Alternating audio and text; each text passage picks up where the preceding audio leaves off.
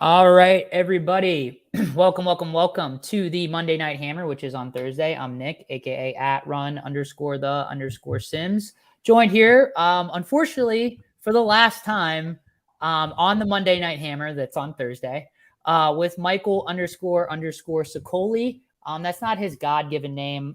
That is his Twitter handle, but I'm joined here with Mike Sicoli. Again, some sad news. This will be our last one, folks. Life happens, and I'm going to take some time to finish up some cool projects that are in the fantasy football realm, and I'll be sure to share that out on Twitter and everywhere else you follow me. But yeah, I'm here with Mike. Enough of me yapping on. Mike, how you doing, man? I'm doing all right. And a good thing to note as well, while this might be the last show with us two on this stream on this specific show, we both have Twitters. We're both still putting out content. There's still, if you like what we're putting out, you've been tracking this show for a bit, you can still follow us and see all that. But we still have a good lineup today. We have an interesting Thursday night game. I'm not sure if it'll be a great one, but we'll get into that in a short bit for sure. Yeah. So I just want to shout out for frequency's sake, formerly for fantasy's sake, FFSQC.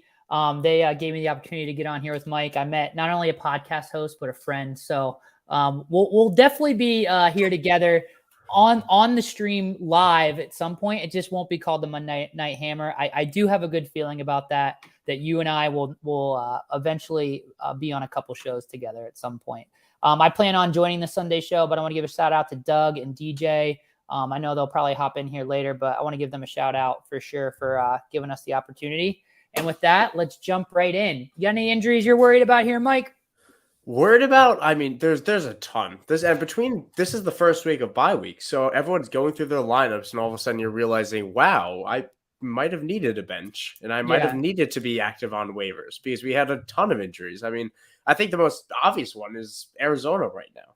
Yeah. Because outside of, we had something lingering, like obviously we have Rashad Penny, and now everyone picked up Kenneth Walker if you weren't stashing him. But Arizona, we didn't know.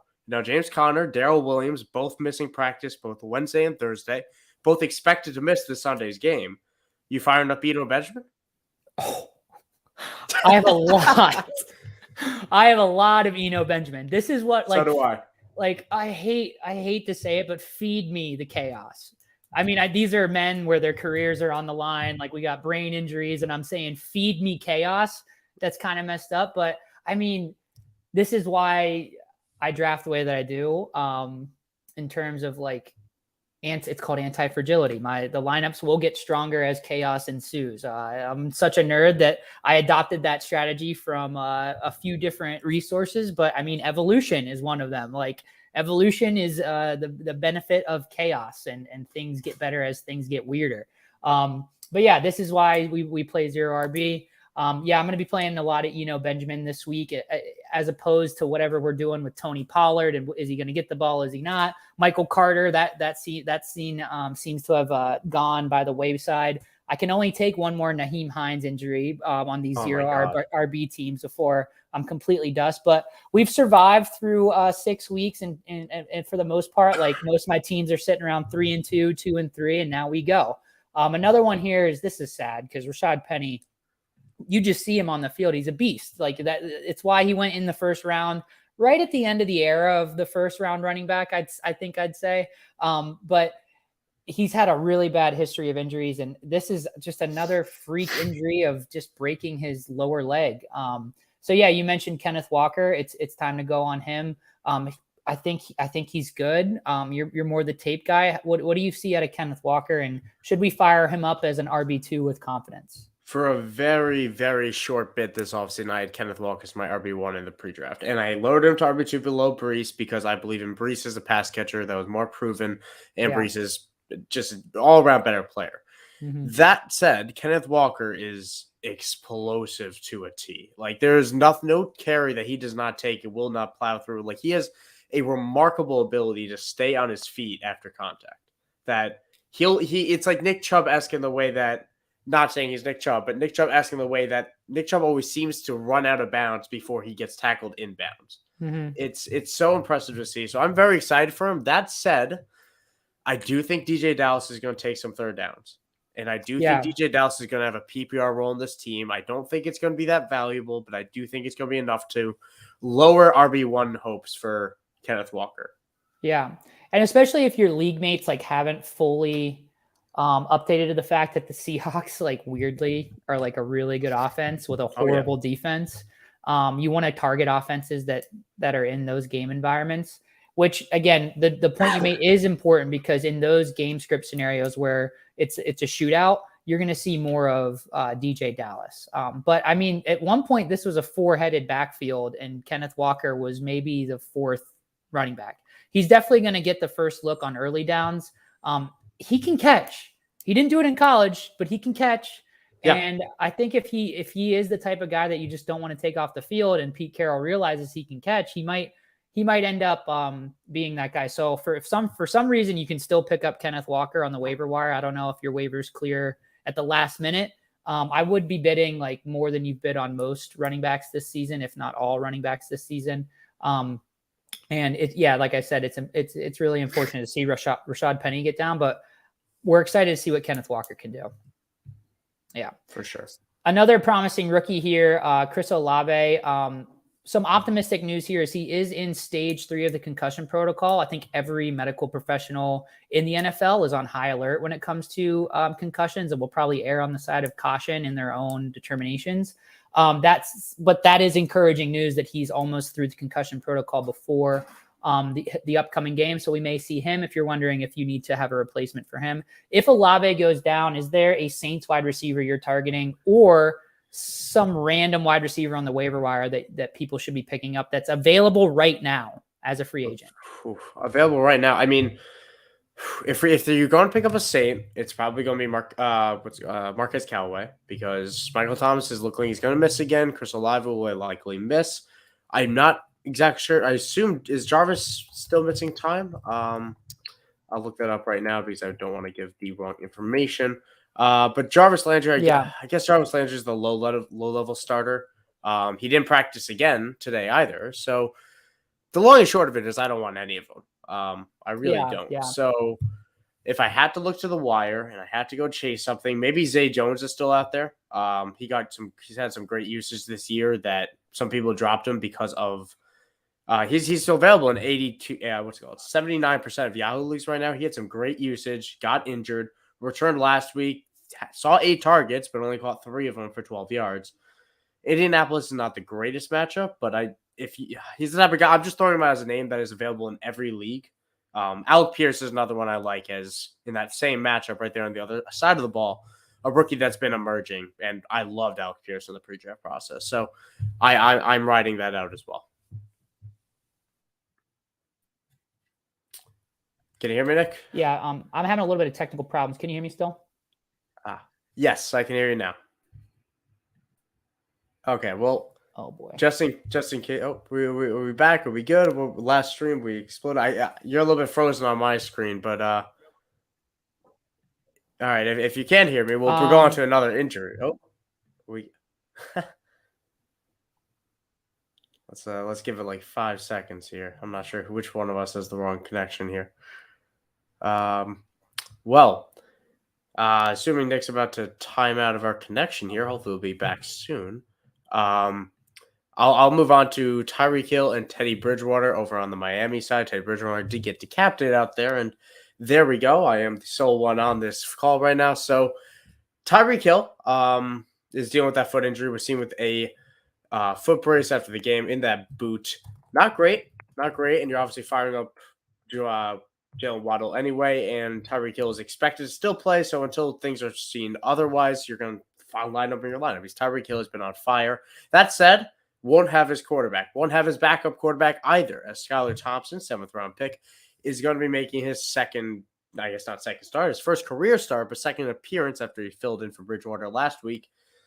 He showed he can move the ball. He showed he can maintain a drive.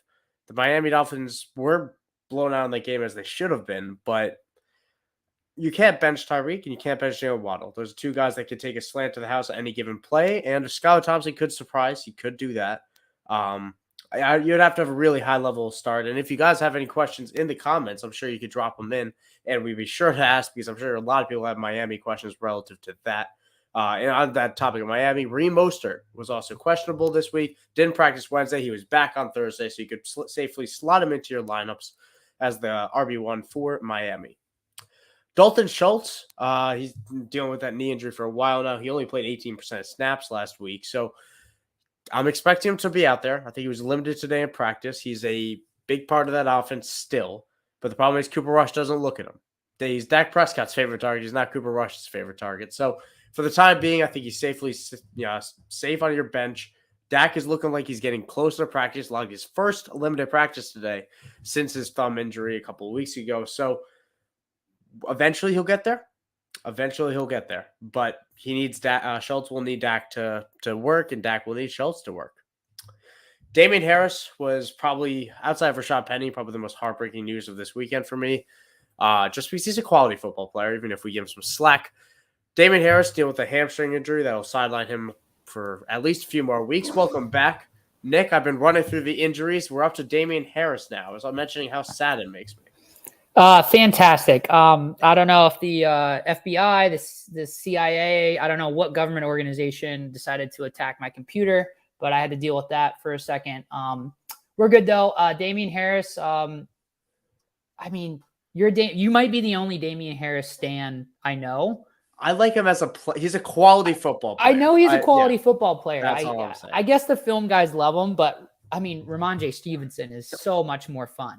He's so much more fun. The analytics supported him plenty as well last year in terms of pure talent. He was so anybody that scores like a lot of touchdowns and like doesn't catch passes, like the analytics nerds like me aren't gonna like him. We're just gonna scream regression until we shrink into a corn cob and then disappear. You know, corn cob.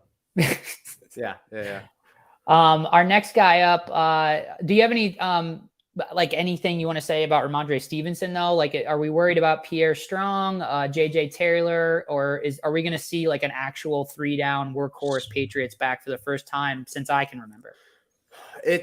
I hate saying that because it is the first time. Like, you're right. It would be pretty much the first time. We've always had James White. We've always had Danny Woodhead. We've had someone work in there.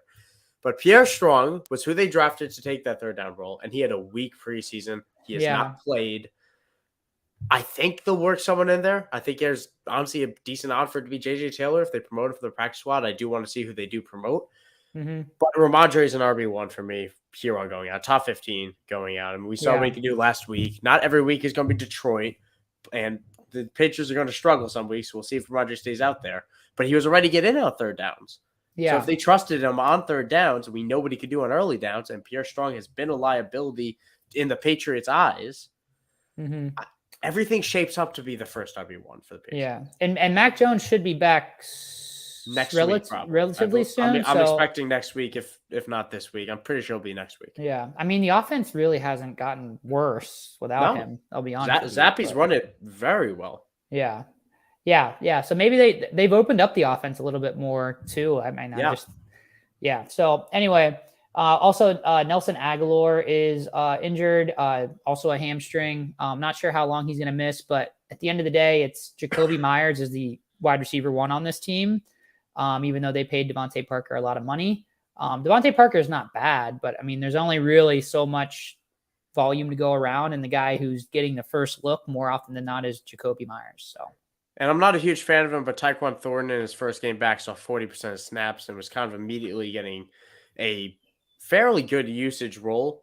And he was very high touted in the preseason. I'm not a huge fan of him as a prospect. I think he's more of a track runner than a football player, but it's a name to keep an eye on just in case in case the Patriots decide to develop a deep game.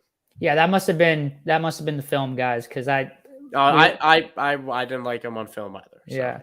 So, Tyquan Thornton was never really an option for me, but if he's already at 40% snaps, like we follow snap counts in the nerd community. And if that continues to rise, and I mean, there's not much competition when Jacoby Myers and Devontae Parker, I think Devontae Parker is good. I don't know why he doesn't command more of a target share on that offense, but we'll see. We'll see where Tyquan Thornton fits in the high-powered, high-flying Patriots offense. Exciting. Now we got Pat Freiermuth here, unfortunately, concussion, head injury. What do you know about this? Is he's going to miss a few games, or with concussions, it's always difficult to predict more than 1 week. But as of now, It's Tomlin's not putting out positive things about him. He's still in my tight end ranks for this week. He's still my tight end 9 for this week. But if I had him on my teams, I'd be looking for alternative options. He hasn't practiced this week. I assume he's not going to practice tomorrow. When you don't practice all week, it's very difficult to clear the protocol, especially with all the attention that concussions rightfully has right now. I expect him to miss. He's going to miss this week, most likely. Yeah, I think this just might just bolster the oncoming George Pickens eruption. And it also hurts the entire offense. It does. Freiermuth is a good chain mover for them. For sure. Hopefully they do a little bit better. Shout out to the Buffalo Bills for ruining my bachelor party weekend. I went to the game for my bachelor party in Buffalo, and it was really fun, hanging out with all the Bills fans while they're just completely boat racing us. But yeah, great community, great food, great wings out in Buffalo. Had a really great time out there. Shout out to all the Buffalo fans watching. Christian Watson, these hamstrings start popping up this time of year. He seems to be more of like a lightning rod type gadgety player for them, just because he did miss a lot of the preseason. Now this is flaring up. Romeo Doubs is kind of like the rookie that is kind of taking over with Aaron Rodgers' trust. So this is significant, though, because it probably means more snaps for Doubs. It probably means more snaps and more looks for Allen Lazard. So if you do have them, no one's excited about Lazard. Everybody's excited about Doubs, but both are very startable this year. And I think the Packers right now aren't really a good football team. I think we're saying that about a lot of teams this year. Yeah. I think this is the weakest the NFL has been in a very long time. Well, the weakest. The NFL. The Eagles have been great. The Dolphins have been a nice surprise, but they're dealing with injuries. What else? The Bucks aren't what we want them to be right now. The Rams aren't. The Saints aren't. The Steelers aren't. The Bengals aren't. The Ravens are good, but they can't seem to stop allowing 70 points a game. The Giants are good, and the Giants have been a good quality football team, but this is not what it was supposed to be. Yeah, there's teams that we know aren't great from a talent perspective that are squeaking out these wins. And we have teams that should be doing well that it just aren't like that. It's a weird season like that. I guess I don't know if I would put it that the NFL's bad this year, because I still think it's a lot of fun to watch. Bad and yes, for sure. And I like I said towards the top of the show, I love the chaos. The more chaos, the more unpredictable it is. That's where, because what we need to do when we're hosting podcasts is we need to update our priors appropriately and quicker than everyone else. That's how you dominate a trade that looks incredible 3 weeks later, But let's go ahead and talk about a little bit more of the NFL at a macro perspective in the corporate world. Now that I'm a corporate sellout, yes. If we zoom out at a high level and look at the landscape of the NFL, the Rams are broken. The Bengals are broken. Geno Smith, Hall of Fame. He should start writing his speech now. The Denver RB expectations with Latavius Murray. Who thought we'd be there? We had 2 running backs that we had in there. Melvin Gordon can't hold on to the football. So Latavius Murray is the guy you need in Denver. Who thought we were going to say that at the beginning of the year? And Josh Jacobs, again, dynasty running back number 1. You have the floor to respond to any of those things if you'd like. Where to start? You just rattled off the whole world at me. I'll start with Josh Jacobs, because if anyone impressed me on Monday night, and hell, the week before that, Josh Jacobs looked incredible. Oh my goodness. He always runs with a power, but he ran with an extra level of urgency that I haven't seen from him since his rookie year. So I don't know what to do with this, because the first 2 weeks or the first 3 weeks, they didn't give him the ball. Then they gave him the ball week 4 and 5, and then they were in the game / winning the game. Does it continue? Because we expect with Josh McDaniels, air it out. But Darren Waller's not working / now he's hurt. Hunter Renfro's back, but he wasn't super involved. Devontae Adams is being triple teamed by defenses, which it worked with Aaron Rodgers, but it doesn't work with the Raiders right now. I think they need to run this more balanced offense. I think Josh Jacobs actually might be here to stay for fantasy. And yeah, I think he's definitely held off Zamir White. Whoever. It's Brandon Bolden. Drake. It's him and Brandon Bolden. Right now. I know Kendrick Drake is with the Ravens now, or he might have gotten cut from them. Yeah, Ravens. Yeah. So Josh Jacobs, here's my like theory on him, which I mean, this may help explain is Josh Jacobs has always been a good running back. Yes. I don't know that if I don't know. There's so much change with the Raiders in the offseason that we kind of forgot that, like, what if Josh Jacobs like really wasn't being coached up well enough by John Gruden, right? What if he had a drunk driving incident, right? He's on Instagram like the day of the game, like tweeting out he's not going to play. Like clearly his mind's like not focused on football as much as it could be. I think that like preseason, like McDaniel was like pretty open about like everyone's got to earn their spot. And initially, like it seemed like Zamir White might gain some ground and even overtake Josh Jacobs. That's looking like one of the worst takes in the past 5 years. It was looking like Brandon Bolden and Kenyon Drake were going to take the pass down work, and Josh Jacobs was just a hard avoid. Something must have clicked between him and McDaniel where now he's the guy there. And if you aren't updating accordingly, you're going to miss out. If there's someone in your league that has Josh Jacobs that views this as a sell high in Dynasty, like just go and trade for him. He's still 26, maybe younger. I believe it's his last year because he got his 5th year option declined, so he will be a free agent. He came into the league. He came into the league young too. So yes, it's a junior year of college at Bama. Check his age. Now I'm curious though. What would you 24? He's 24. 24. Yeah, I mean, I'd send a 20. Yeah, I'd say I'm wild. I'm a wild man. I'd send a 2023 first for him. Those firsts are so incredible right now. They're too valuable, dude. I'll tell you this. Yeah. They're too valuable right now. Yeah, it's going to be a good class. It's going to be a good class. Class. They might be overvalued because they are incredibly valuable. And it depends on where they are, for sure. Mm-hmm. Because I think there's a very clear top 3 of this class. I think it's cut and paste. Jordan Addison, Bijan Robinson, Jahmyr Gibbs.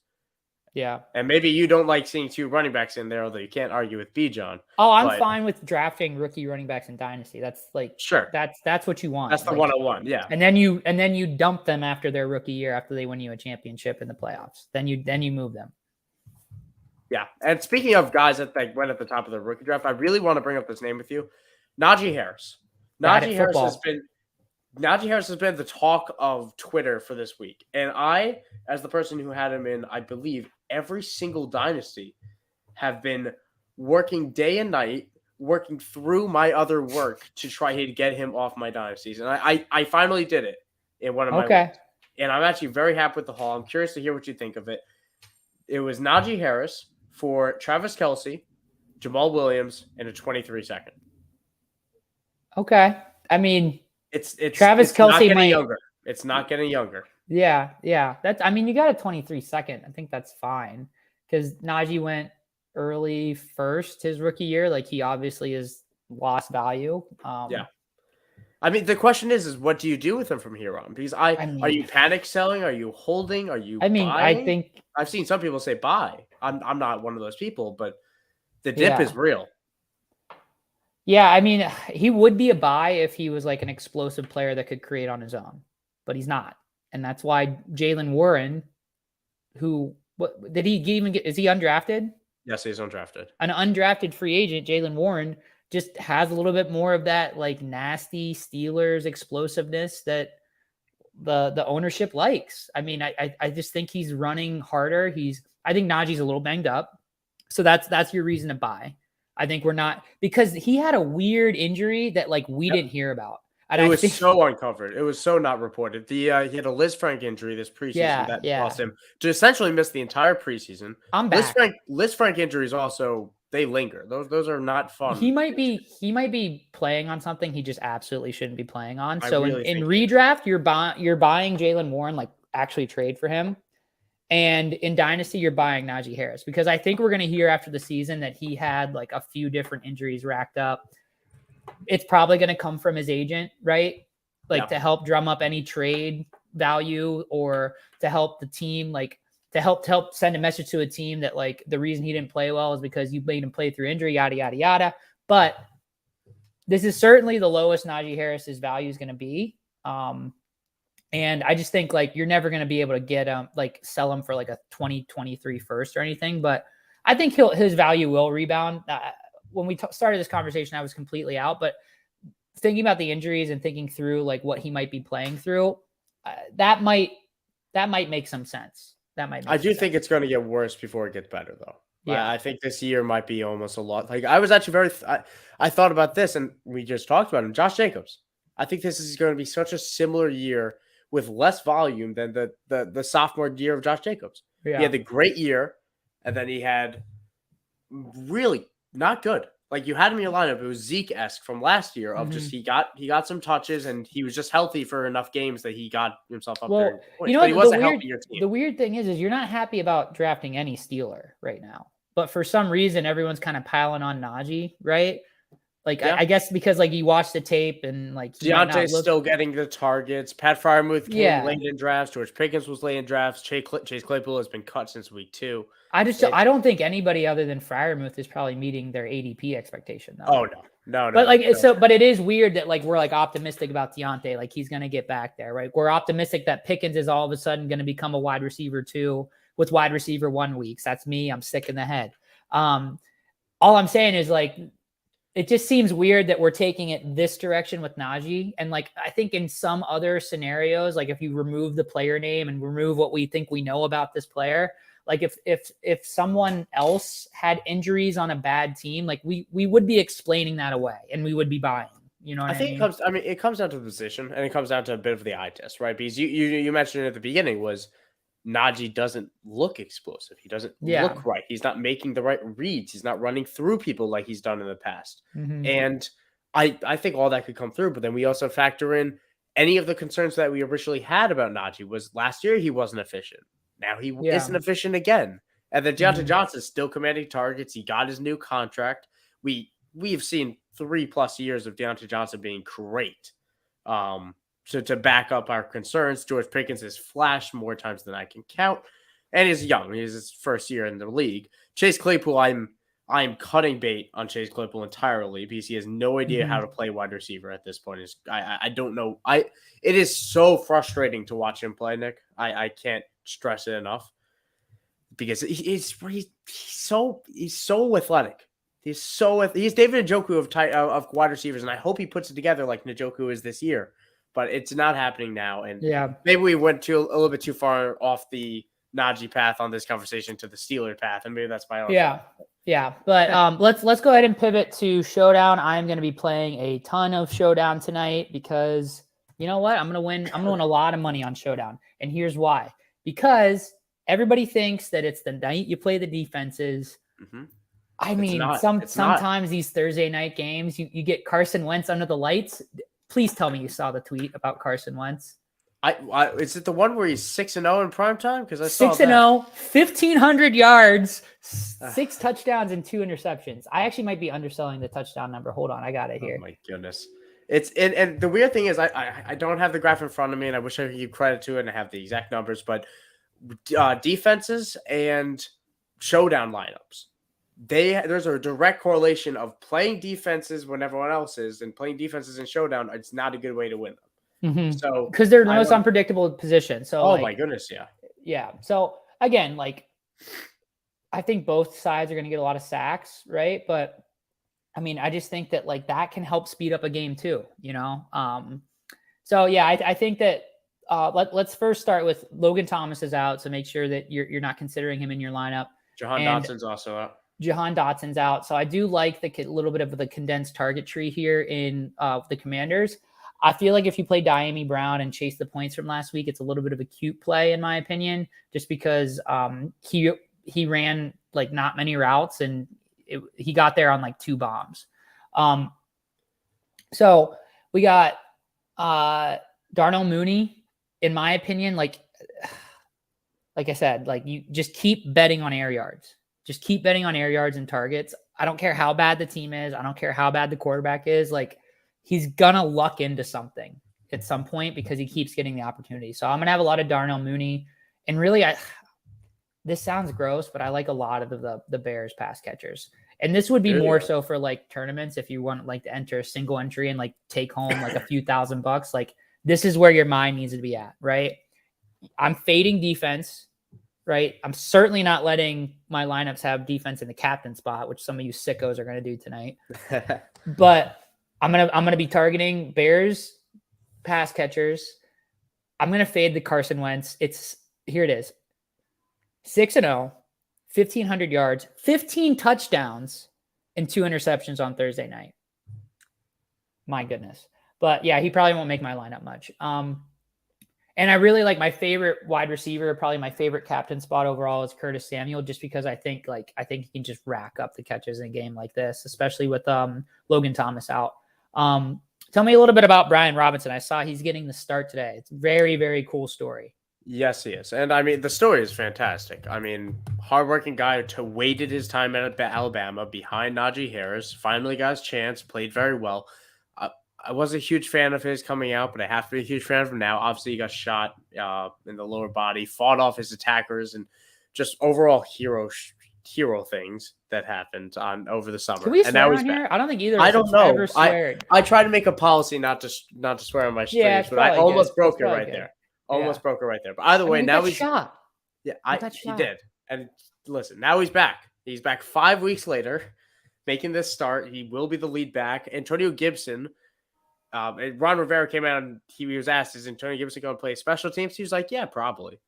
So Brian Robinson, I think, is going to get the work tonight, and I really think they're going to run him silly. I think we're seeing 16 to 20 carries tonight. I mean, yeah, if he's ready for it, it's like the kind of thing that like gets people to tune in on a Thursday night. Like the NFL might be piping down to the Commanders, Ron Rivera, who is a guy that I'm sure Roger Goodell is very close with, and be like, if the kid looks good, keep feeding him. You know what I mean? He led them in carries last week. Like in his first game back, he had 9 carries last week. He only took it for 22 yards, but Chicago is a solid matchup for him. I'm not putting in my captain slot. I love Curtis Samuel in that slot. That's where I have him as well. Mm-hmm. But I think Brian Robinson is going to get a decent amount of snaps, and the guy that I also think is a good fill-in, a guy that's going to make up for Logan Thomas, going to make up for Curtis Samuel, is J.D. McKissic, is a guy who didn't get a carry last week, but he got 5 receptions. So him, I mean, if you want a deep tournament play, I think John Bates fills in at tight end. Every time he gets the ball, I actually really like how John Bates looks, but I'm not going to expect crazy things, and it's not a high enough scoring game that I want to bank on a touchdown. I want to bank on efficiency and volume. So I like Curtis Samuel, McKissic, and B-Rob tonight. I think Dave Montgomery is going to get his, and you threw out Darnell Mooney as the guy that's eventually due to get one. Washington is one of the worst secondaries in the league. They've allowed 5 wide receivers to top 84 yards against them. So maybe, that's my lineup currently. For a game that's pretty gross, we sure like a lot of pieces. That's all I'm saying. We do. And listen, like you said, it's Thursday night. Things get weird in prime time. And are we going to get 2 horrible games in a row at Thursday night? Possibly. Yeah, most likely. But I mean, when we expect something, we didn't expect last week's to be as bad as it was. Maybe this week isn't going to be as bad as we think it is either. Yeah. The optimal lineup that I run, I do a bunch of nerd stuff, and it has Curtis Samuel in the captain and John Bates in one of the flex spots. That's all the incentive I need to actually get me in this little 5-person Yahoo one. He's actually projected. I'll send it to you. He's actually projected for 5 points. So that's what we need tonight. That is Thursday night too. Listen, if John Bates outscores one of the defenses, we're printing money. So it's not hard, people. This game is not hard. Do you want to talk a little bit more about Roquan Smith? Do you want to call him an IDP flag plant rant for the night? Sure. I'll mention on the IDP front. Everyone that plays IDP is starting Roquan Smith. I think you're starting almost everyone in this game. I think you're starting Nicholas Morrow. You're starting Jaquan Brisker, Eddie Jackson. You're starting Roquan Smith, obviously. I think you start Justin Jones as well, a guy I'd like to get a sack. His line's at plus 225 on DraftKings. If you're interested in that, I might toss $5 myself on it. But Roquan Smith, his line is at 8.5. I don't know how. We don't really we semi-touch on gambling lines on this, so I like him to hit 8.5 tonight. I've already put some money on it myself, so that's my DST prop for tonight. Roquan Smith 8.5 tackles over. Smash it in this B-Rob level game. Definitely. And yeah, for me, like what I really like, if I'm going to flag plant something tonight, if I'm really going to take a stance on something, I'm probably going to say Darnell Mooney. So just keep an eye on him tonight. That'll be my swan song for the Monday Night Hammer. You got anything you want to tell the people about? What are you working on these days? I mean, I'm still running the IDP Guys newsletter. So the link for that is in my Twitter bio at Michael__Sicoli. It's free to sign up. You get to see a ton of great content that I'm writing up myself, a quick rundown of every week defensively, as well as links to amazing stuff going on at IDP Guys, which I can't recommend enough. I don't want to talk too much about another site while we're talking about for frequency's sake, because that's also, I love FFSQC, and this is where I got my start. But I really, IDP Guys is great. IDP is not as scary as you think it is. It's my first year doing it myself. It's just a ton of fun. Honestly, at this point, I almost enjoy betting on it more than I enjoy betting on offense, just because just watching someone fly around the field and hit somebody and getting credit for it is, listen, the game's getting a little bit softer nowadays. It makes me appreciate it a little bit more. So that's what I'm up to, Nick.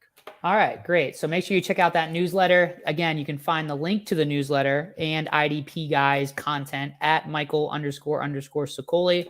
I'm going to be doing some stuff for Gridiron AI. Again, that's why it's our last show. I'm going to start doing some bigger projects for them.